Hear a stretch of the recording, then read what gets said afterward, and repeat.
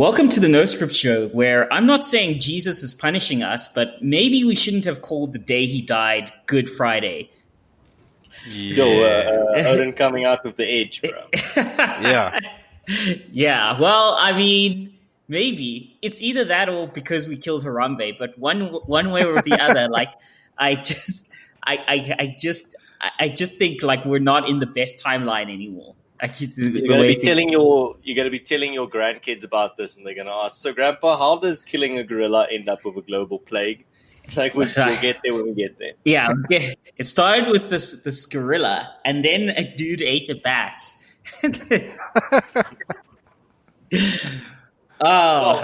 Speaking about eating animals, did you see in the news now China is going to reclassify dogs from I think it was livestock to pets, and this made national news because this is major news. Wow. Yeah, I really don't get that. Like, I understand they eat like really weird stuff, but why not? Who says that is a weird thing to eat? I mean, my thing is this, okay? I'm not blind to my cultural bias. We eat weird stuff here, like mupani worms and all that shit. So I have my beef with their markets or whatever isn't that they eat weird stuff, but because I think if I grew up in that culture, and anyone who says they wouldn't think it's weird is probably lying to themselves. They would think it's weird.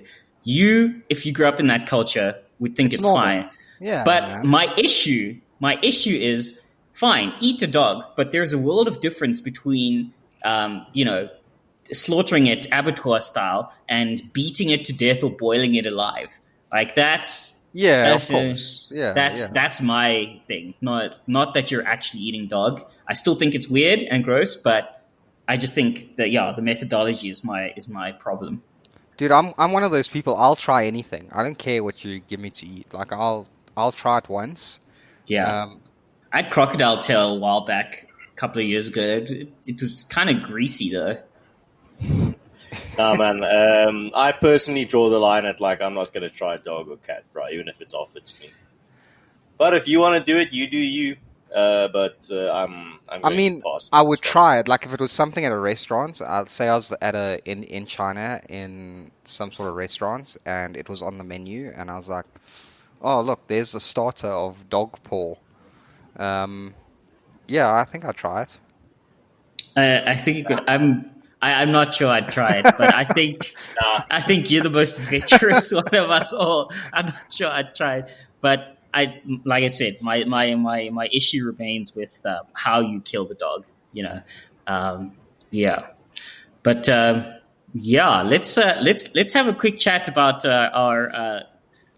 I suppose get the politics out of the way real quick and fast, both local and international. Any comments from you boys?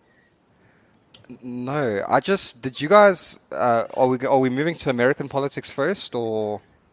I mean, we could do that. I know what the main story is going to be with American politics. I have a couple of points on American politics, but yeah. So then let's start with US politics. Go, Conscious. Okay. Well, the thing about the US politics that I think a lot of people are talking about, and this is the exact voice note that I sent Odin as soon as I saw the news. Bernie dropped out. LOL, dude. Fucking wins the revolution, boys. Like, I think we all kind of knew that would happen, but geez, like the guy stays for the long run, eh? Dude hit them with the double deuce, man. Like once every 4 years, no refunds. Now he's hitting them with the no refunds, dude. I saw memes like the look you give when you con millions of kids into giving you billions of dollars and no refunds. It's just wow. No, man, it's really sad that you can actually abuse your status as like this icon of the people like that. Dude. Like, of course, he didn't spend all his money that he raised on his campaign. Even to the last minute, he was still asking for money. Where's that money, dude? You took it from a bunch. Your main core base are a bunch of like college students that have college debt, and now you're just taking their money anyway. You're very compassionate, dude. Yeah, that's pretty messed up. That's it's. Wow. Just wow. By the way, I guess the OK Boomer girl didn't help Bernie. Because I don't know if you guys know about OK Boomer Girl. We discussed it on one of the previous episodes, dude. But I think, imagine if world history was changed by the fact that she admitted she had a boyfriend. Imagine if she didn't admit that and then Bernie wins the election. Right, yeah, because we discussed it on the Patriot show. But quick highlight: OK Boomer Girl, aka at Nico Lull, is a Hispanic American Twitch streamer e-girl who posted a TikTok of herself dancing to the song OK Boomer with the shirt Bernie on it. And I'm not going to lie, she fine AF. I'd hit it. But, yeah, it got the internet riled up. They even had Simp Nation Rise, trending. All the guys simping for her. They're like, yeah, she's the greatest. And she had a meteoric rise until one clip of her fairly recently surfaced of her saying "me and my boyfriend," and then her subscribers plummeted. Yeah, she went from like hundreds of thousands of followers to back to like only, I think, tens of thousands. Really? Yeah, it was crazy. And and she was rooting for Bernie hard. And that didn't help. So I guess the power of e-girl boobs isn't enough to get Bernie in the White House. Yeah, dude. But, I mean, Bernie, even in his own campaign over the last 2 years, his own policies have also caused issues in his own campaign. You know, he started saying, well, certain minimum wages need to go to certain people and this and that. And he's like, well, he's going to implement that inside his own campaign. And as soon as he did that, he had to get rid of like 50% of his staff. Yes, it's almost as if economics is a real thing. Like, heard he discovered economics. Well, clearly he didn't, because. But we know communists don't care about that. They care what they get out of it. So yeah, communism always works for your communist politicians, but not for you. But speaking of politicians, and I mean, there's one guy we've got to discuss. Obviously, is Donnie from Queens, President Donald Trump.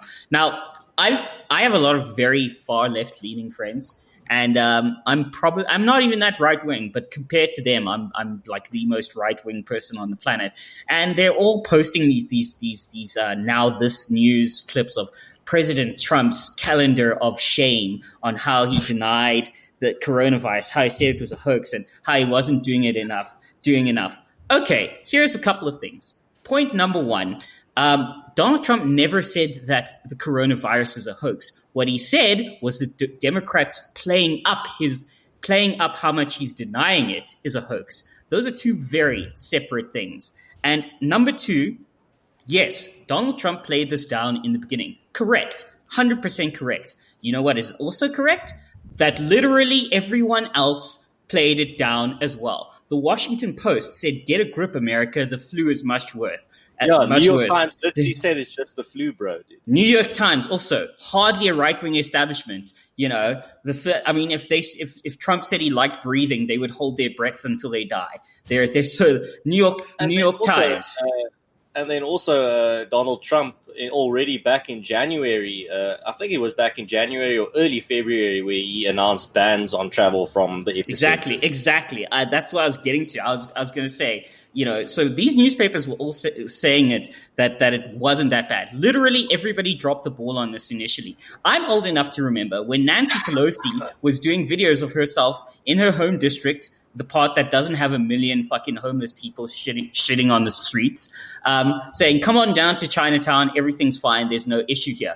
I'm old enough to remember when Chuck Schumer of the Democrats was tweeting that Donald Trump considering travel bans is xenophobic and bad, and back in January. And I'm old enough to remember that just recently, like a week ago, Joe Biden reversed his position and said, "Okay, actually, a travel ban would be a good thing." So yes, Donald Trump dropped the ball on this initially. But if you want to be intellectually honest, you're going to have to admit that literally everybody dropped the ball on this initially. And that has a lot to do with the fucking lying CCP and the World Health Organization. They're simps. Yeah, dude. I don't know if you saw that press conference that Donnie had recently, where a lot of these guys were trying to bait him into answering dumb questions.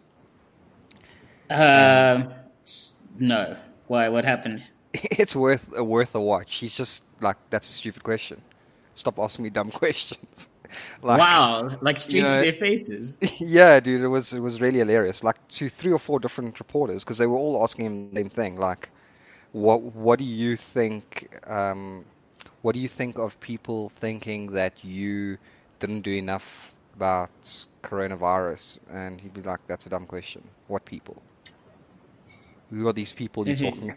Like Oof. it was really hilarious. You should check it out. Oh, he Oof. also answered questions about whether he's going to pardon the Tiger or Joe Exotic. I saw that as well. That is amazing. I love that we now live in a timeline where the president of the United States is taking questions on a Netflix show about like a fairly libertarian, gun-toting, gay zoo owner who has 1 million fucking tigers. It's like, are you gonna let him out of jail? Like, what? He doesn't even know who he is. He's just Yeah, like, it's like, what did he do? yeah. Look, I for one believe that Carol Baskin murdered her husband, but that's just me. I haven't watched the series, dude, so I can't really bandwagon on all the memes. We'll have a watch party. Trust me. It's worth a watch. Like, it's really cringy, but it's worth a watch. Yeah, it is fucking cringy. Like that Bhagavan Well, Antil. talking about watching cringe for enjoyment, I've been talking to Wotan about the fact that I've actually been watching some, or just not watching, just monitoring the conspiracy theories around coronavirus. I find it fascinating. Like, some of them are really entertaining. Better stay away from those 5G towers, bro. Yeah, dude. Dude, 5G is the coronavirus. Oh my goodness. That I don't even know where to start with that one. Like, maybe you guys can chime in. Like, Recently, I got a WhatsApp from someone I know really well, and they were like, "Oh, we should really be careful about this 5G." I was like, "What must we be careful about?" And she was like, "Oh, look what it's doing in the world, and look, they put a 5G tower next to this tree, and the tree died." So I was like, "Are you sure?" No, like, is that the evidence?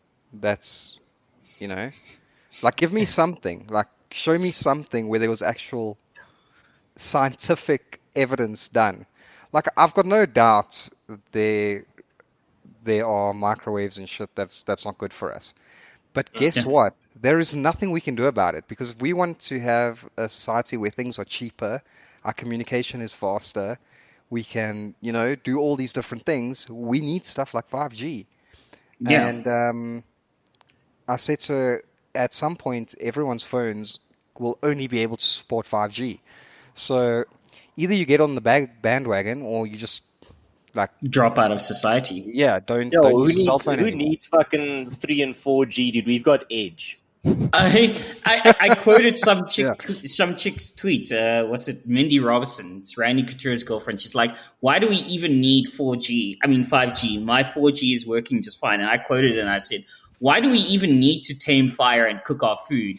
Scavenging raw scraps in caves is working fine. Like, come on, people." Well, the interesting thing, Ruan, is that you talk about that video of the dead tree. I also saw a video of a dead tree, but what I found interesting about it is that now the guy walks up to the tree, and there's like a ring of dead. That's what it looks like when a tree was poisoned.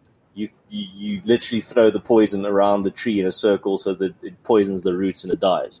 That tree Exactly. was poisoned by someone. It wasn't like the airwaves that killed it. Someone didn't, or that tree was lifting up the pavement or doing something that someone didn't like, whether that was legal or illegally, but someone poisoned that tree. It wasn't killed by the airwaves. Why Yeah. would the 5G only target like a little circle of Yeah. Yeah, dude, that's and that's the whole thing. Like, these guys, It's- Oh, so there we go. yeah, So, no, I agree with you guys. And as an actual computer scientist, I actually had to do I did like a whole voice note explaining, because somebody was posting pictures of fucking security cameras on WhatsApp and sending them as this is 5G, and I had to like send a voice note to various WhatsApp groups I'm in and friends and family to explain why this definitely isn't 5G and how dumb this is, that people are like, I'm so tired of the PR department that is WhatsApp University and Facebook University. I wish I had a PR department as good as those universities. Yeah, man. But yeah, it's for me, it's, I don't know, like the interesting thing during this time for me though is just conspiracy theories, because sometimes they're fascinating. Like sometimes they're just lame. Like the 5G one is not fascinating to me. It's actually it's just lame. It's boring. But then you get more interesting ones. Like, for example, I mean, it's still a conspiracy theory, but it could be designed in the lab, whether that be as a bioweapon or just people were isolating different types of coronavirus, and then one of it escaped, or a bat that was infected by it bit a scientist, and it in terms of keeping it contained.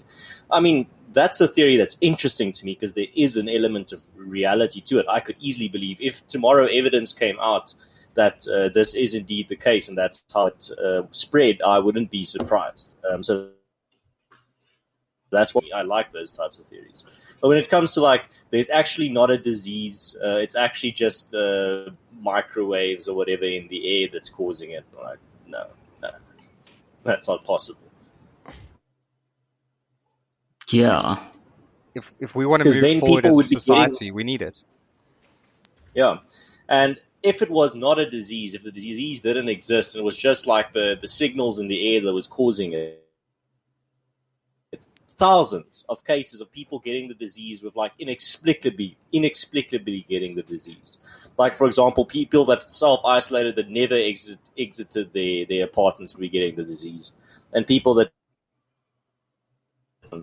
getting the disease. And we don't see that. We see people getting the disease in places where cases have already been reported. But if some guy gets it out in the Bundus where like there's no way it could have gotten there, but there is a 5G, seriously, like when the disease just materializes out of nowhere. Yeah. Yeah, no, I have no more to say on this conspiracy. Like, I just, for me, like as an action, from a technical standpoint, I know how dumb it is that people even think that this is a thing. And it is just so frustrating to me that I just want to slam my head against a fucking wall. It's just, I can't. Yeah, dude. Like, but there are some good conspiracy theories that you could think about them and be like, this is pretty possible. I actually like conspiracy theories in general, to be honest. Yeah, I mean, look, I'm not saying conspiracy. Right. I'm not saying conspiracy theories don't happen. I'm not saying that. In fact, realistically, a lot of stuff in the world is done clandestinely by a number of entities, but you have to sort of differentiate between, this seems mildly plausible or this is particularly clever, between that and fucking flat earthers. Yeah, it's like conscious. And Conscious Caracal and I always say this is when it comes to conspiracies, you always have to figure out, what does this person gain from convincing me of their conspiracy? Yeah. What do we get out of believing that the world is round when it's actually global flat? Government gain from hiding the fact that the world is flat. Like, what do they gain from letting everyone think that the world is round? It's just a lie for a lie's sake. But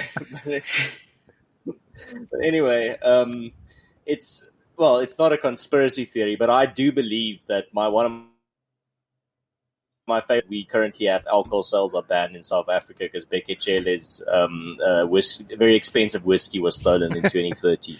Yeah, about that. That is plausible. That is plausible. Yes, for those of you who don't live in South Africa, during our lockdown, the sale of alcohol and tobacco is banned. So we full on have the 1920s, like prohibition and everything, except we don't have like the cool unregulated machine guns. Are you happy? No, I wanted the unregulated machine You guns wanted and the cigars. I never said I wanted the prohibition. There's a difference between I wanted the unregulated machine guns and the cigars. You can't have your fedora and wear it too, bro. Bruh, okay, so I'll take part of the blame on this for saying I wanted the 1920s, but I wanted it for the unregulated machine guns and the cigars. But you know who else takes the blame? Our retarded ass government who doesn't understand economics. Because I'm pretty sure all of you have seen at this point sort of videos of cigars, like shops and bottle stores being broken into because people want their shit. And for me, it's like, our economy is already going through enough. How much more useful would that money, that sale have been of that booze? And in addition to that, when you banned it, there was a mass panic buying. You created mass panic buying when you banned alcohol sales just before the lockdown. So let's just imagine one or two people was positive for coronavirus and asymptomatic while that mass buying was going on and we were all cramped and trying to buy alcohol. Wouldn't that kind of make the situation worse? Yeah. Well, when you say you wanted the 1920s for all the good parts and not the bad, it's like saying you want 2001 back because of that's the training day in Shrek. First Harry Potter film came out, but not for the 9/11. Fair point. Fair point. Shit, was Trading Day from 2000? Damn, we are getting old. Yeah, dude, Training Day is like early 2000s, dude. Oh, that was top tier. You know what I also miss is the era of films like American Pie and Dude, Where's My Car? Like, they're stupid and gross, but fuck, they were like funny. Ranchy comedies. Like that was amazing comedy. I still remember Dude, Where's My Car and the best parts of American Pie. Yeah, I don't. Those it used to be cool, but I don't like. I saw Dude, Where's My Car on Netflix or something the other day, and I was like, I just don't think I can watch that now. Like, but lately, I don't know if you guys noticed as well. Like, there's no good movies. Like, everything's just shit. Like, not specifically just movies, dude, but specifically in the comedy genre, where I would go as far as to say 5 years, 6 years, 7 years since I've last seen a new release comedy film that was genuinely mind-bogglingly funny. Yeah, it's so ridiculous. It's I've got all these shows, and I'm just like, there is nothing to watch. Literally nothing. I can one of the things that I really like, and I don't know if you guys like it, is Family Guy. I have to be in the mood for Family Guy. Like, there's some seasons. Family Guy. Some seasons of it I enjoy, but I really have to be in the right mood for it. I can really laugh at that just because Seth makes sure that they don't really care about anything or anyone. They just make comedy. And that's. But I think it really has cool. that advantage of being a staple. I mean, there's a reason it's been around so long. Yeah. But nothing new is coming out, really. No, there's nothing. And it's so irritating. I, for one, guys, in terms of comedy, and it sort of links back to the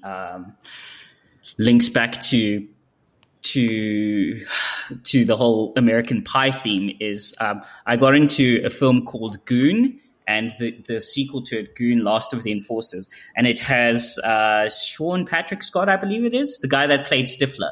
Yeah. I've seen it as well. Yeah, and I thought, it wasn't. Especially Goon 1. It's basically a comedy about the ice hockey scene in America.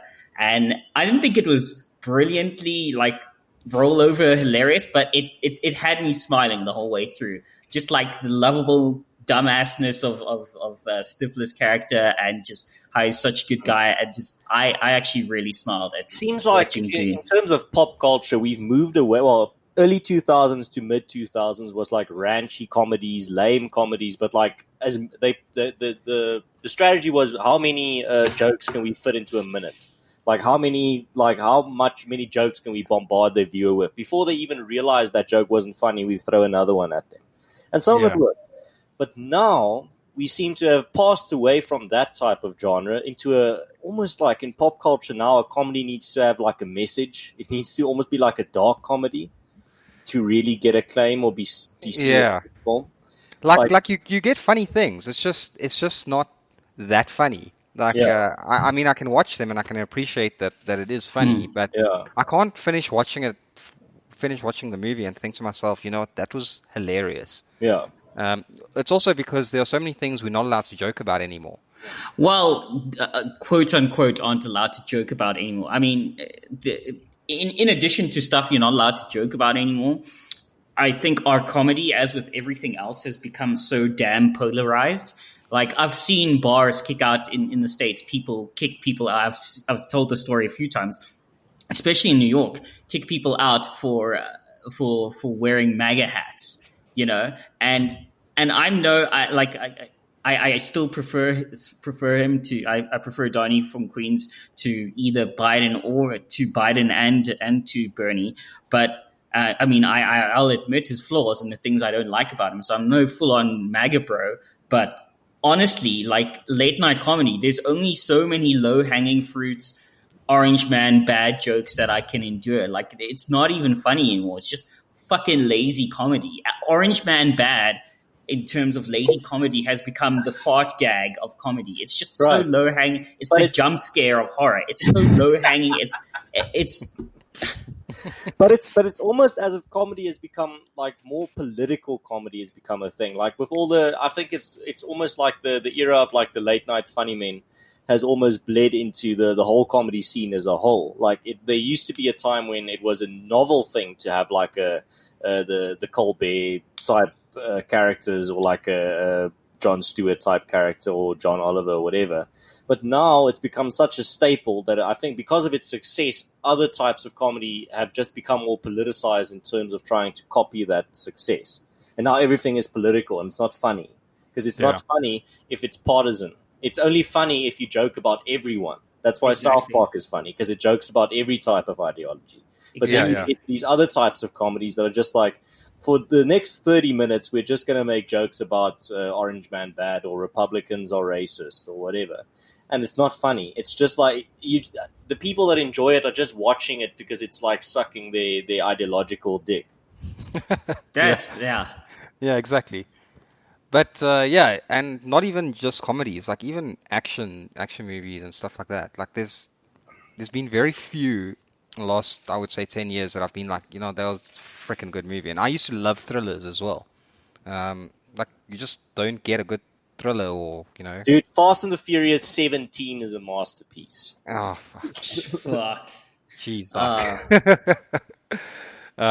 yeah, dude, and I'm so irritated. I mean, I've got Amazon TV, I've got Netflix, I've got Google TV, I've got Apple TV, I've got freaking everything you can subscribe to, and I can literally spend even Pornhub Premium. Yeah, you got to have that on Premium, bro. There's no other way. And I can scroll for hours and just be like, there is nothing. One of the things I really loved, and I've watched it over and over again to the point where I'm tired of watching it, but at some point I'll watch it again, is The Office. I just love that show. It's hilarious, especially the UK version, the original. I don't know if you guys have seen it, but it is hilarious, bro. I feel the same way about Parks and Rec, dude. Yeah, Parks and Rec is also great. Love Parks and Rec. I haven't seen the UK version of The Office, but I did watch this series on Netflix with Ricky Gervais in it called Afterlife. And it's all about him dealing with his wife having died from cancer. And like, I think there are very few people other than Ricky Gervais who could have pulled the comedic like value out of the whole process of grieving and dealing with various people trying to fix you and help you as you go through your grief of losing your wife and all that. And it's amazing. Just keep talking. I'm just going to go get myself another drink. Yeah. Speaking of drinks, seeing as people don't understand economics, I've already started to hear tell of certain enterprising businessmen who may be selling alcohol at this period in time. and cigarettes at elevated prices. Because as it turns out, when you ban something, it doesn't magically mean that thing's not going to happen. Technically, murder is banned by virtue of being illegal, as is theft and rape. And our stats on those aren't spectacular. So, I hope this is a lesson to the people who genuinely think that somehow banning something by the government gun is going to make it stop. And conversely, declaring something a human right doesn't render it immune to scarcity and the laws of economics. I mean, technically, housing is a human right in our constitution, but things aren't going super great there either. So, yeah. Dude, like the thing for me is we all get put into this now stressful situation of a lockdown, and there are things. No, the Karens aren't stressed. They love snitching. And we'll get into that in a second. And we, have to all stay at home and be in the company of people we generally in the company of when we drunk. And now we've got the stressful situation, and there are things that we could be doing or have that just calm us down a bit, and then you take away our alcohol and our cigarettes. Come on. Yeah. It doesn't. Well, I'm back, by the way. Yeah, I was just pointing out how certain enterprising businessmen are already forming black market connections to purvey these products. And I saw someone make a very good point on Twitter today. He said when they posted a video of like a liquor store being looted, and then the guy said, well, they're not looting it to drink it. They're looting it to sell that at a fucking top dollar. Oh, yeah, definitely. They're looting it to sell those bottles for 500 Rand a piece. I did hear say of some dude who broke into a store and then took some bottles and left a wad of cash at the till. Now, as lovely as that gesture is, let's assume he left enough cash. Definitely not Wotan. Just to be clear, guys.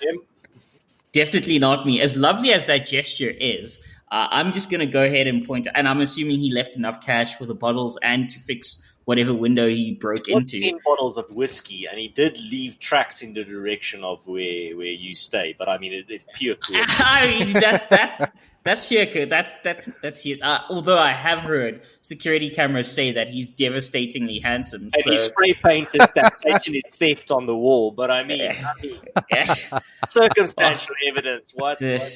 He did seem to be wearing a very spiffy suit and tie for whatever reason. Weird clothing to wear when you're breaking in somewhere, but still not me. Definitely not me. But I think it's cool that he left that cash. I'm just wondering, this is South Africa. How long is that cash going to lay on that unguarded till desk? Well, how do they know he left it there? Someone must have found it then. No, it's apparently caught on camera. Yeah. So someone checked the cameras, and that person probably went to fetch it. Yep. Can't leave that shit unattended, bro. No. He took it to guard it, and they'll totally put that money back when the store's operational again. Right. Speaking of operational, I guess we've kind of danced with this, but the economic impact of this lockdown. And for us in South Africa, we're not the United States and we're not the United Kingdom. We do not have the cash reserves. We do not have the credit rating that those countries have. We do not have the educated and well-developed infrastructure and people that those countries have. We do not have the growth economic policies that have been proven that those countries have. In fact, we have commies running our government. So my point with this is, I am of the opinion that we need to consider economically, at what point is this, and as more information comes through, because the death rate is the number of people who've died, assumedly that they actually died from corona, divided by the number of people that have had it. And as more information comes in and we realize that more people could have had this already or will have this and be fine, the death rate tends to tumble. I mean, within a week, the London Imperial College adjusted their model prediction of deaths from like millions to a couple of 100,000. The IMHE model from, I believe, the University of Washington, which is a curve-fitting model, meaning that it follows the trending data as it comes along. So it adjusts itself as it goes along. They've adjusted down their estimates for things like hospital beds, ventilators, and deaths. They've adjusted those things down, I believe, 3 times in the last month. from like millions to hundreds of thousands. Last time I checked, they were at something like 67,000.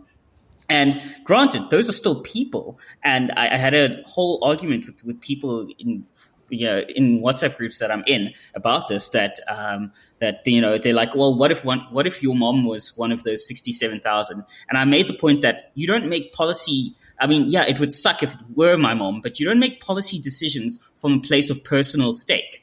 On that basis, we could have said, well, what if one of your kids is on one of the first waves on the beaches of Normandy? Oh, well, I wouldn't like that, so let's not do Normandy. I'm pretty sure the world is thankful they did Normandy, despite the high cost. So no, you can't make economic policies on a place of personal stake. And I think it's really disgusting how people who are on let's stay in lockdown mode. By the way, most of these people I know still have plenty of booze and cigarettes. Yeah. I think it's disgusting how they're casting those of us who are willing to ask the economic question as you just want grandma to die. No, but it's but what I've been seeing is like it's a pretty solid pattern. It's like these people that are applauding like the extension of the lockdown. Firstly, they've got a pinned tweet of like the best avo on toast they've ever made in their life, and secondly, the biggest inconvenience this lockdown is probably causing them is that they can't order some gourmet burger through Uber Eats, but still hashtag all in this together. Yeah. Yeah.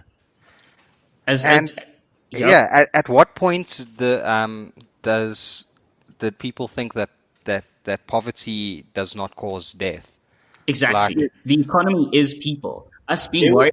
There was someone, I saw a tweet that I think Quentin responded to today about someone saying you can't equate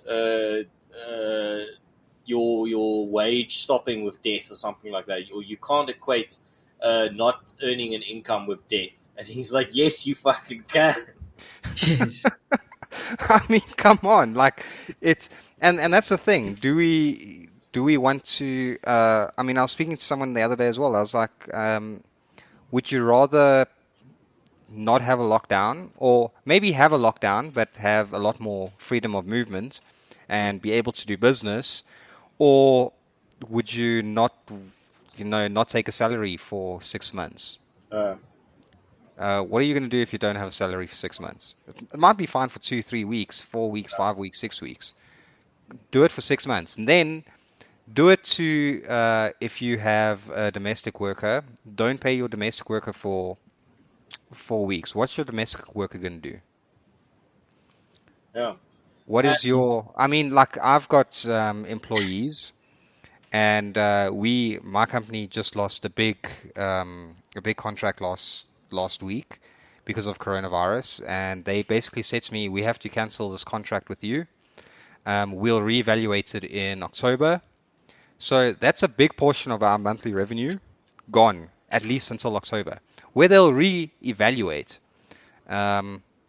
So they can reevaluate in October, and if they decide at that point, look, we haven't made enough money this year, that's business that I've lost. But I know that they're only doing that to me because their customers are doing it to them. They're losing money. So it's just one long chain of businesses going down. Doesn't matter what industry you're in. I'm in an industry where we can all work from home and not be affected, but doesn't mean my customers are in that industry. Yeah. Especially people in the working class in South Africa don't have that luxury of 50K or 80K or 100K in the bank, where they can just withdraw and live off their savings until things get better. These are people month to month. If you don't get your monthly income, that's a month where you can't buy your basic necessities, even if the basic necessities are right down the street. Exactly. And I keep trying to tell this to my more leftist friends. It's sort of like, you do realize that business owners don't, like, this isn't fucking DuckTales from when we were kids, okay? Your business owner, your boss, he doesn't go home and open up a secret door and jump into a Scrooge McDuck like money vault filled with gold coins that he's just hoarding away from you because he's bad and evil. No. You do, but that's the exception. Dude. Like, what people don't get is, and people think, especially communists, they're like, oh, businesses are evil because they want to make a profit. Dude, the reason we want to make a profit is so that we can grow our businesses, employ more people, and provide more services. We can't do anything without a profit.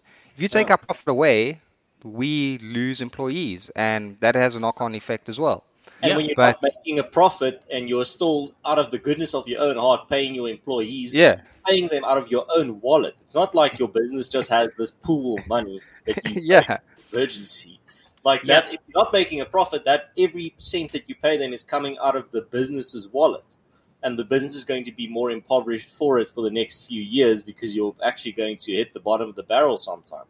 yeah. I mean, we do save money every month as a business, every year. 4 times when we know things might be slow. So Right. we've got money to continue, but the thing is, I can't continue for a year with no Yeah. business coming Well, in. Even if you utilize those funds and they run out, and then the crisis passes, now you have to start all over again. Now your business doesn't have that fund that you saved for a rainy day because you used it, and now you're pretty vulnerable to any type of even mild crisis that could hit you. Exactly, coming- and not just that. People think that, but when the lockdown's over, you can just get back to business. Oh, It's not hell that, no. it's not No, that you freaking can't. easy.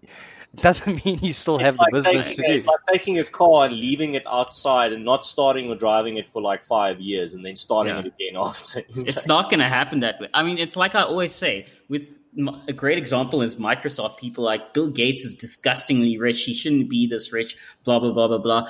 You shouldn't be providing back. Yeah, exactly. Well, we'll get into that in a second. Excuse me, do you have any idea how many hundreds of millionaires the Microsoft Corporation has created in its employees? Because a lot of its employees became millionaires because the company made so much money, and stockholders. Do you have any idea how much value through its products the Microsoft Corporation has created and how many people they've enabled to become millionaires? So yeah, I'm fine with Bill Gates being a grossly, disgustingly rich billionaire. I'm totally fine with that, yes. Created a Yeah. fucking horde of grossly disgusting. Yeah, so, and also just with reviving, I saw somebody told me on Facebook, somebody tweeted or posted some asinine fucking post. It's like, we know how to resurrect businesses. We don't know how to resurrect people. Do you? Do you, Karen? Because last time I checked, you don't just walk up to a building and snap your fingers and that business comes back up. When this is over, and let's say it's over in 3 weeks or whatever, a lot of the businesses that have had to lay people off or have folded completely, you don't just start them up again immediately. It's a process. It's going to take time, lots of time. It's not just that. It's also Wrong, dude. You're completely wrong. You should know that. I mean, just go back to the recession of 2008. A lot of those businesses just put on ice, and then after the crisis, you just thaw them out in the microwave, and then they're done. yeah, and the thing You is, just put them in cryogenic sleep. yeah. And it's not just that. In the case of my business, for instance, we work on a lot of long-term projects, right? When I say long-term, a year to 2 years. When you lose a month of working on something, that is a month you can never gain back, ever, as a business. Because this project or all these projects move over another month, so you've lost that. There's no work you can get in for that month that you've kind of lost.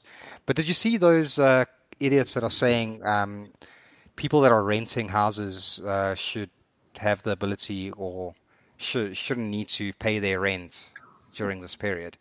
I mean, come on. Cool, that's nice of you. What about the landlord who owns that and what they have to pay? Rated like, Not just that. Every service that comes from being a homeowner that rents out your house, like the handyman that has to do work there cannot get paid now or do anything there. Everything is a complete screw up. But what do you guys think is going to be the effect on home foreclosures after this period? oh, they're going to be through the roof initially. Yeah. Though I'm actually going to be a bit of a contrarian in terms of the long-term effects. I don't think we are. I think the 2008 recession, global recession, is going to look still worse compared to what we're going to experience here. I think this recession is going to take a very definitive like V shape, where it's not going to take, for example, and I'm not talking just in terms of South Africa. I'm talking about in a global sense. It's not going to be the 2007, 2008 version where it takes years almost. I mean, we're still recovering from that global recession. I think because that recession was so deep seated and came from such like very deep-rooted problems within the system itself. I mean, banks folded during that recession. Here, I think because it's more abrupt, because as soon as the crisis is over, the people can actually go back to business as usual. I think the recovery period is going to be much shorter. I think that we'll see a more V-shaped recovery for the rest of the world, but South Africa is going to eat shit, especially with our ratings downgrade. I think that we don't just get to walk away from that immediately. I think we will have a recovery, but it's not going to be anywhere near comparable to the global recovery, because if you think every 18 to 35-year-old that's unmarried isn't going to go out and party hard and fuck everything that moves and drink and eat everything as soon as they can, I mean, you're crazy. Obviously, that's going to happen, and it's going to... One of the memes that I saw today was of you probably know it. It's like the Gen Z guys who just exited university now, getting into the job market and being hit by a recession. And the millennials sitting there looking at them was first time.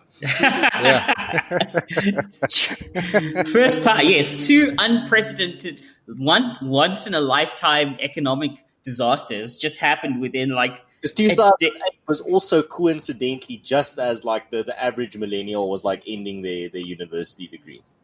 And, market. No, I was still in varsity in 2008. Although I'm not part of the first crop of millennials, so I guess it's a bit different. Millennials actually stretch back quite a bit. Yeah. So let's talk Bill Gates and vaccines, guys, and Adrian Basson and all this stuff. Geez. What a dick. Yeah. Why do we always have to talk about this dick? I don't know. So if any of you want to wax over or explain to everyone what the deal with that was? Go for it, Odin. Yeah, you introed the topic.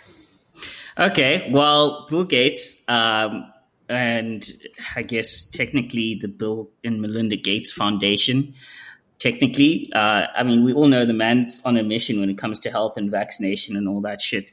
I know a lot of people on the right don't like him because they like vaccines or secretly evil and part of the population control agenda and the New World Order and blah, blah, blah, blah, blah, blah, blah, blah. Cool story. Enjoy. Actually increase the population, by the way. Yeah, cool story. Enjoy your polio. Fuck.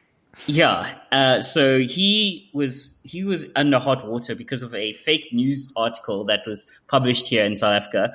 But who actually wrote it? Was it Adrian himself? No, it was a journalist. I can't remember her name, but I just know it was a journalist. We know it came from News 24. Yeah, but he's the editor. I mean, which is the epitome of honesty in this country. Yeah, they're like CNN except with less money and just here, stuck in South Africa. But anyway, he basically punted, and I believe he also retweeted the link to the story, if I'm not mistaken. Can't say, I can't remember. But he punted the story about Bill Gates basically saying, or implying that he said that they're close to a vaccine or whatever, they're working on a vaccine, and should one be discovered, it should be tested on people in Africa, which is too early. False. Yes. Yeah. No, that's not what happened. And turns out Bill Gates didn't say that shit. I know we live in a pretty messed up timeline, but at the same time, I really highly doubt that even Bill Gates will just come out and say, "Yeah, we should test this vaccine on just." Yeah. It's crazy. I can't. He's probably a genuine psychopath if he just goes out on a public platform. Is I'm giving all this money to the vaccine, but it's going to have to be tested on the poor people, dude, on Africans, dude. We're gonna have to test it on the only people on this very specific continent and people on a very specific class range. Yeah. You've got to be some kind of psycho but the thing is, as you guys have pointed out, when these fake news retractions happen, the damage is already done. Yeah, I mean, you need only look to Adrian's good buddy and the living embodiment of dry vaginas everywhere. That is Nick Bauer and his article fake news where he posted some picture of the old Oranje Blanje Blauw South African flag, and he sort of he implied that people during the Black Monday protests against farm murders were flying that flag or some shit like that, and people went ballistic. And I think that torpedoed the Black Monday protest to a great degree. And eventually, I believe he apologized, but it's too fucking late, dude. The damage is already then went viral. Yes, And I'm surprised when he made those snitchy tweets about like seeing joggers and posting photos of joggers in his neighborhood that he didn't edit like an old South African flag over their shoulders. I just keep because here's the thing: people can be like, he had the integrity to apologize and all that, and this and that. Technically, sure, whatever. Let's say he had the best intentions and he really meant his apology. Too fucking late. As every teenage father can attest to you can't pull out after you've busted a nut. It's too fucking late. Okay, and that's the thing. Pull out after. If you look at all those stories, all these freaking stories, even from Adrian Basson, when they break these stories, they get hundreds of thousands of retweets. When the apology comes, it's like 12 retweets. Like, okay. A lie can travel halfway around the world while the truth is tying its shoelaces. Yeah. And I would group Catherine Child in this group as well for her fucking article earlier about how white people from Europe who went on vacation to Europe brought Corona to South Africa. Well done, Catherine Child. I hope you enjoy the class war you're starting. It's so bizarre, dude. But yeah, it's I saw this headline from the New York Times a few weeks back. I think it was the New York Times, where it was another one of these mainstream outlets, but like, journalists are now needed more than ever during this pandemic. I'm like, from what I've seen, they're starting a bunch of fires. Yeah, I think journalists believe they're more essential than they actually are. And I had this chat with Rue before the podcast recording started. Like, as this sort of lockdown continues, and as people run out of their stocks of booze, by the way, and people get laid off and get pay cuts and companies close. Another thing that people in my groups am used to being the unpopular one pointing this out, but the number of people who've come to me and like WhatsApp me privately or DM me privately and be like, I think I'm actually starting to see your point, is amazing. Like, there's so many people who have messaged me that recently, and I'm not going to name names or anything like that. Like, I actually agree with you. I just don't want to. Even say I told you so. But it's satisfying, like to have people like, I actually agree with you. I just didn't want to say it on the WhatsApp group so I could stay cool with everyone.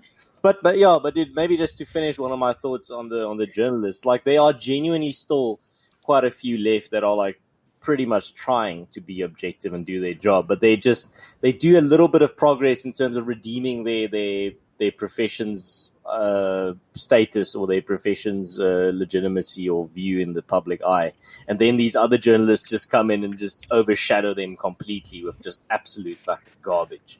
Yeah. There's this meme of like the tiny bird that sings this beautiful song, and then the crow just comes in like cawing constantly, and it just drowns out this entire beautiful song. And it's that's pretty much what's happening here. It's like, it starts off with this journalist saying, I'm going to do an investigation in terms of what the government is actually doing in terms of abusing its power. And then this one journalist comes in, joggers outside the street. Joggers, look. yeah, joggers. I mean, I actually saw a lady in my area jogging, and I actually, like, no, I was like, look, I just told her, look, I didn't see anything. Yeah. Don't worry, I didn't. Like, I had to. You have to ask yourself, am I going to be a good person today, or like an absolute fucking? And that's the thing. Ruan and I had this discussion. Like, why do people who think they're snitching think that they're good people? Like, it's like that meme. Like, if you snitched now, you would have snitched on Anne Frank, and you would have snitched on Harriet Tubman and the runaway slaves. And I had exactly the same thought today when I was driving. I just went to buy milk, and I was driving through my neighborhood, and there was a guy jogging, and I was like, I can be a nuclear atomic level dick right now. Like, roll down my window and say, you need to get inside. You're thinking about other people. But Yeah. I didn't. I just drove on. But I saw, when he saw the car approaching, he looked a bit nervous, like, is this guy going to take a picture of me or whatever? And I just drove past. I was like, but if I was a fucking SS bootlicker, I would have been like, yo, here's my chance now. Rub my hands together and like roll down my window, like take a deep breath, and, like this guy with my virtue. Yeah. The best is you can't go for a jog alone, but you can fill a taxi full of people, Right. like right next to each other. Like That's because Fikile isn't afraid of white liberal girls who live in fucking True. Gulf estates. He's afraid of taxi bosses with criminal connections. That's what he's afraid of. He knows the white liberals are going to be licking his boots anyway. So yeah, but like I was saying, Ed and I were talking about it earlier, and that it was cops at your estate.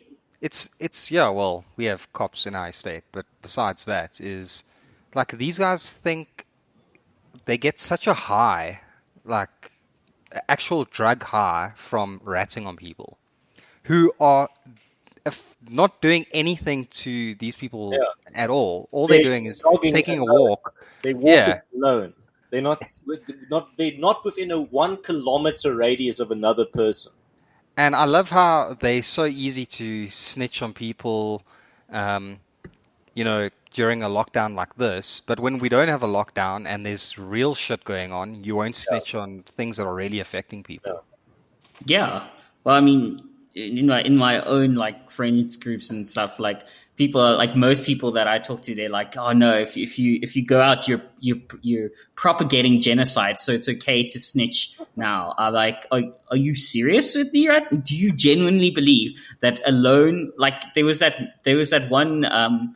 Was it guy? I think it was Santa Clara Beach or whatever, somewhere in the Californian beaches, who was just paddling out on a beach, just like alone. And then somebody saw him, called the police, they sent a boat, and then they sent officers out to catch him. Like, yes, you, lone dude out in the ocean, you're a danger, so we're going to send 2 police officers to come into contact with you. Fish Corona. Give a fish, big Rona. And you're going to send 2 police to come into contact with you to make sure everyone else is safe. Well, from you, like, paddle boarding out into the ocean, literally alone. It's just so common sense for me, dude. Like, say you can't go jogging in a group. You can't go like jogging with your mates, but you are allowed to go jogging alone. Keep your distance. Like, it's just simple. It's the simplest thing. Like, you can go walk with your dog. You're not allowed to like call your neighbor and say, "Hey, let's go walk our dogs together." Like, fine, okay. But like, if you're just going out around the block, you're not going to get the disease, firstly, and you're not going to spread the disease, secondly. Like, yeah, it's pretty easy to jog on opposite ends of the fucking road to each other. It's probably safer walking out in the streets than it is in your home, right? To get rid of the disease. So, like, come on, guys, really, man. Yeah. But the thing is, any opportunity the state can take to really, push their thumbs on our heads, like, they'll just take it. Yeah, and that's what I'm trying to tell a lot of my mates. Like, if you believe that all of this will go back to normal afterwards, if you think that every state in the world will just undo everything, unfreeze it, like we reset to this point before this whole thing broke out, you're kidding yourself. Like, honestly, if you believe that, then if you're like a 7 out of 10 girl, then please send us your phone number because Ron could use some dates and, you're nice and gullible. But honestly, like, the state isn't going to give back that power, all of it. It'll give back a lot of it. It'll reset a lot of stuff. But like Jerm pointed out, I'll give him credit for this. He said, maybe if we go back, we'll have 80% of our freedoms back, but 20% of that is going to stay as it was, during the lockdown. Mm-hmm. Yeah. Yeah, man. It's just really retarded. To me, and the way that the ANC gets so giggly and happy to be able to oppress us, if you look at the press conferences, like, seriously, if that's not evidence enough for you to say, hey, something else is going on here, or something's happening here that shouldn't be going on, like, come on. Yeah. Yeah. But it's like actually Quentin said on Twitter today, which I found I think it was yesterday, where he said, don't underestimate how many people you can impress with a middle class accent. Yeah. It's like, Yeah.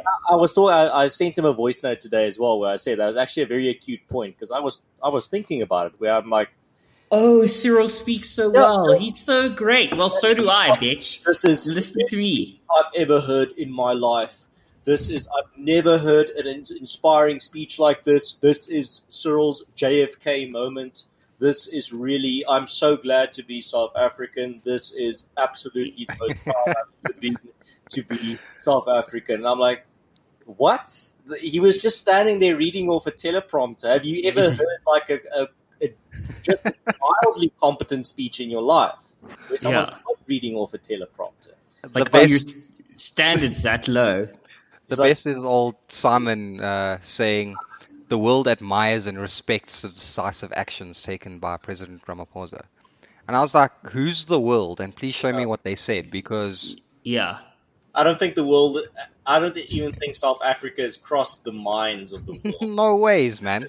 Yeah. We are nothing. We are nothing. We're like a backwater thought that comes up occasionally.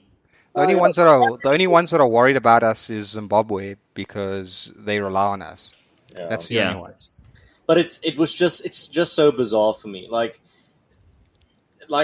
I get the question in my mind, like, did I see a different speech than this person? Because I literally saw tweets that were like, this is the best speech I've ever heard in my life. This really motivated me. I've never heard a wordsmith like this. What? It's like, what? What? You clearly don't watch a lot of speeches. Yeah. On a bit of a more sinister note, this reeks of like the soft bigotry of lowered expectations. Like, I just wish every girl on Tinder had standards this low. I mean, it'd be the greatest.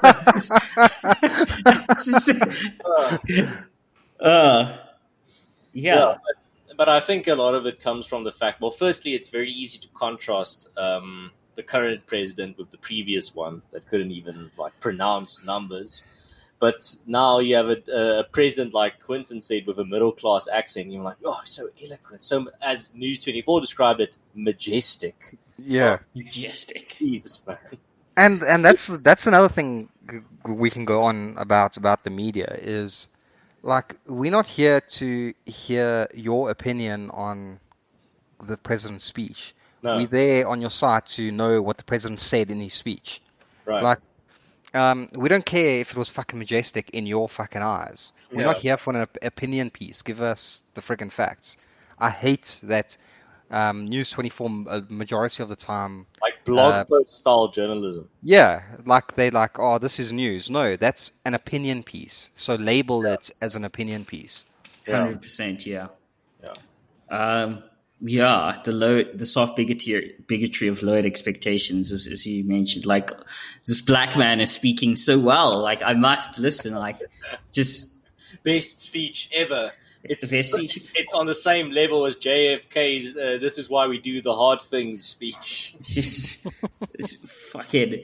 Honestly, though, like Jonathan Witt said, should things go down the drain, like economically for us, shout out to Witt for this. I really hope that all the people, like, just with their lips surgically attached to Cyril's ass, are going to sit around and not like skip off to Perth or London or whatever. Like, should shit go really south, because it could. I really hope that they stick around and stick to their guns about this. Yeah. But they won't, because those are generally the most hypocritical people. So, Like I said, the people with a pinned tweet of their masterful avocado on toast that they made a month ago. yeah, exactly. Like, Yeah. No, man, it's frustrating to see. Like, it's almost as if the same people that bitch about privilege so constantly are actually the people that are by the textbook or like dictionary definition of privilege actually fit the description. Yeah, well, exactly, because when they can argue about a point like that and know that it's not going to affect them, even if it does in some way, they'll still be fine. Yeah. It's all the rest of us plebs that get affected by what these fucking rich people are saying or these privileged people are saying. It's the same as when celebrities Yeah. tell us who to vote for and Or when what is right celebrities or say wrong. during the lockdown we're in this together, but they still have like a butler in their home. Yeah, you have a personal chef and a Yeah. 10-bedroom house. We're in distinctly different. And a yard so big you could probably do the Olympics in there. So Yeah. Yeah. you don't have to go jog on the You're street. still discovering new parts of your yard you never knew existed. Yeah. Exactly.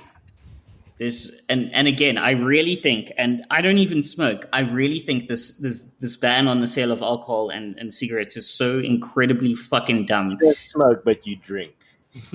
I do drink, but I mean, why is it so difficult for a retailer like what is Spar, an like essential Spar, item? that's already open? So the store's already open. They already stock all these products. You're allowing them to do business.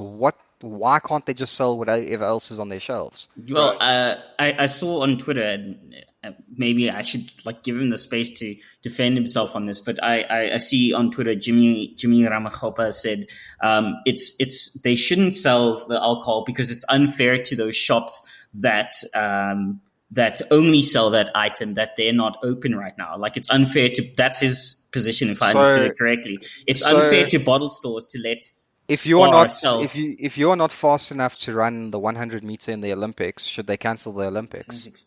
Exactly. My thing is, well, you shouldn't have cancelled the bottle store to start with. What is an essential item? Because if you to the cashiers You who could work in argue- bottle stores, that's you an could- essential item. You could argue that alcohol is essential, or cigarettes to certain people. Not just that, if you let's take an alcoholic. I know there are alcoholics. I'm probably one of them. But you don't just Close the tap. yeah, you want, if you want people to die, that's how you do it, because this person's going to go mad. And cigarette smokers are the worst, because I'm a cigarette smoker. Let me not have a cigarette for a day. You don't want to be in my company. You Exactly. just don't. Exactly. How many cigarettes do you have left, Ruan? I've got about 3 cartons left. I stocked up. All right. No, I stocked up as well, but not as much. I smoked my last one yesterday for my birthday. So it's been my damn. first, I've been 24 hours sober now, but it's fine. I've experimented with going sober in the past, like trying to test myself and shit. Yeah. But it's not nice. Like I'm not. At least I'm in quarantine or like in lockdown because I won't be good company now.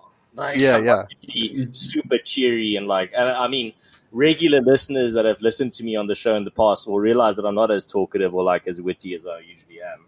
But it's that hump that you have to get over. But Yeah, I mean, I'm running out of booze quickly, and like Ron pointed out, in terms of not wanting to, so you now have people locked up in their houses, and other people snitching on them, and they're not allowed to have a drink or a smoke if they run out. Yeah, so they must just be completely And it's humiliated and smacked down with a bat.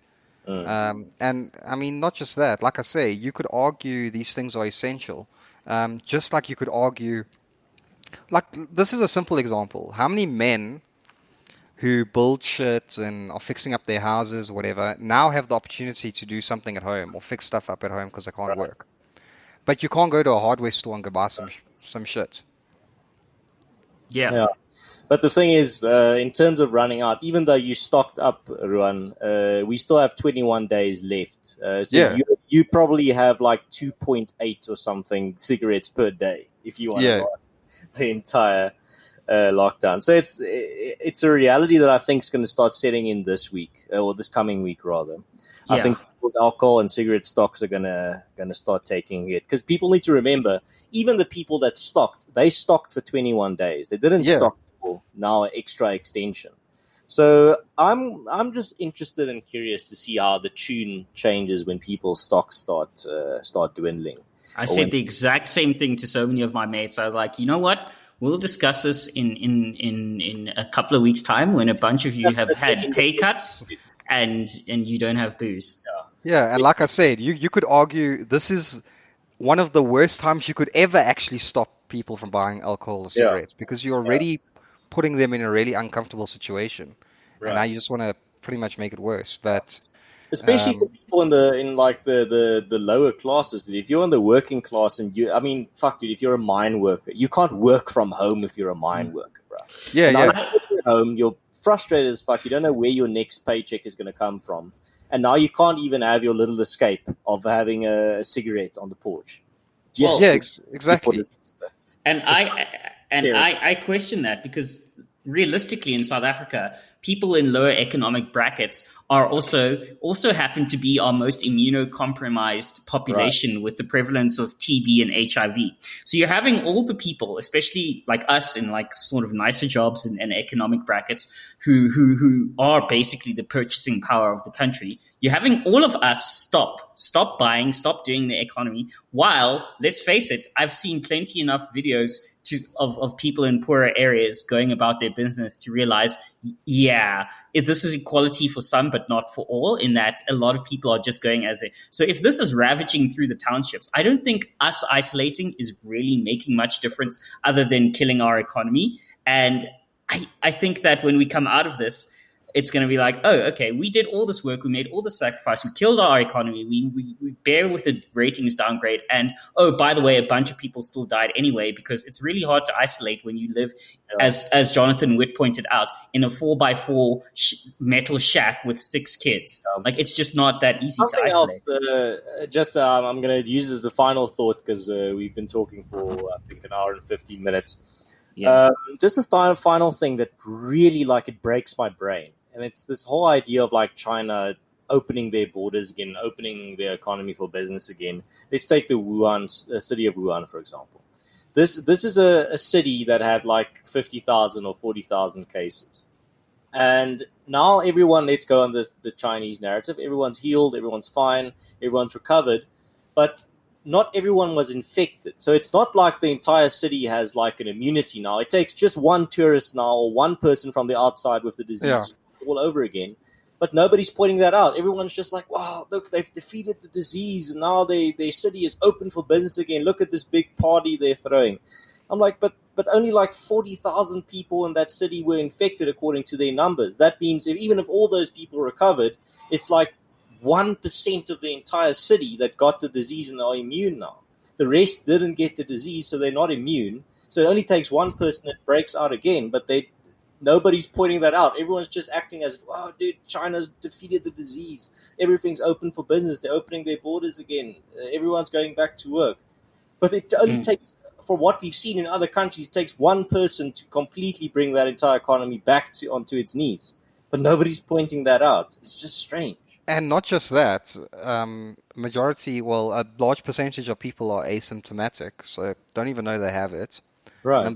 Number two, I know of plenty of people that are not going to just go to the doctor because their throat feels a little bit sore today. Well, I'm one of them. Yeah, me too. Just go to the doctor. Yeah, there are plenty of people that have this, and like when people say to me, oh, but we only have so many cases, and I'm like, no, we have so many confirmed cases. Yeah. There's a difference between how many cases we have and how many confirmed cases we have, because our unconfirmed cases are probably super high. We just don't know because people aren't going to go to the doctor. One of us three could have had like a stuffy nose for a week and had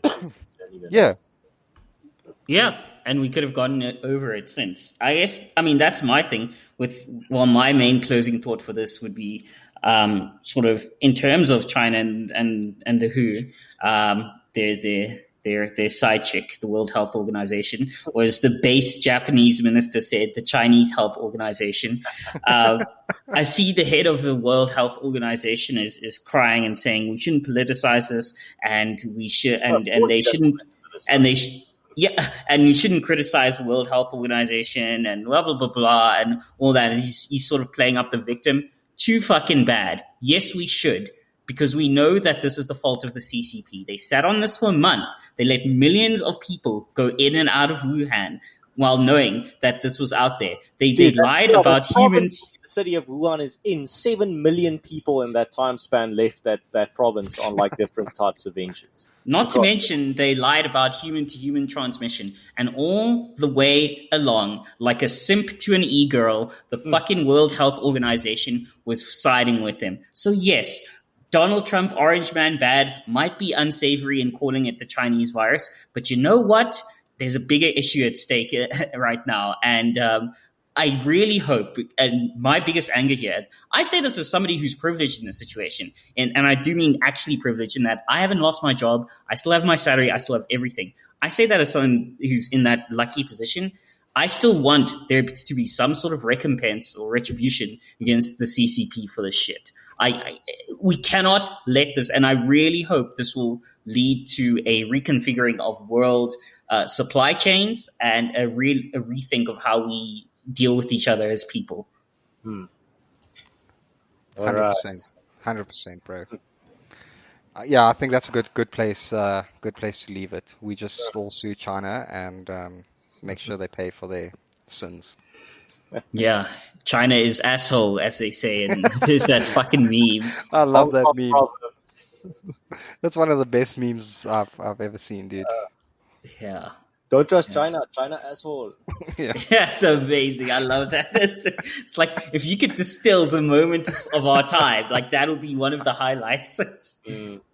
All right, James, but thanks for having me on, dude. It's always a pleasure to chat with you, Oaks. And yeah, I had a lot of fun, especially now in this whole lockdown situation where any type of social interaction is few and far between. But yeah, I mean, this is the next best thing, I guess.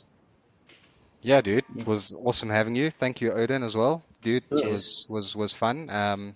We'll make this up when we get back. We will when this is over. I will visit. Oh damn! I almost forgot. When this is over, I will visit our premier sponsor, which is JB's Pub. JB's Pub, the place where you go after an apocalypse when you're just trying to get a damn drink. Visit them today. We'll have a lock-up party. Yeah. Oh damn, son! Perfect. Sounds good. Cool, guys. Cheers. Ciao.